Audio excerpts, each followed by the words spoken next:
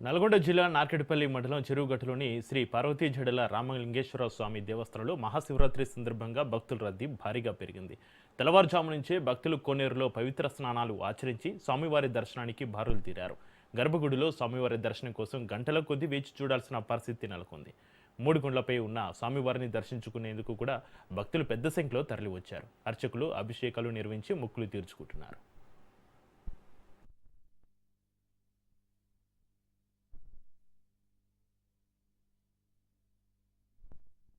శ్రద్ధాశక్తులతో ఎవరైతే ఆ భగవంతుణ్ణి వేడుకుంటారో తప్పకుండా జడల రామలింగేశ్వర స్వామి అనుగ్రహం వాళ్ళకు కలుగుతుంది అని చెప్పేసి తెలుపుతూ, ఈ విశేషంగా వచ్చినటువంటి జనులందరికీ కూడా జడల రామలింగేశ్వర స్వామి ఆశీస్సులు తెలియజేస్తున్నాం.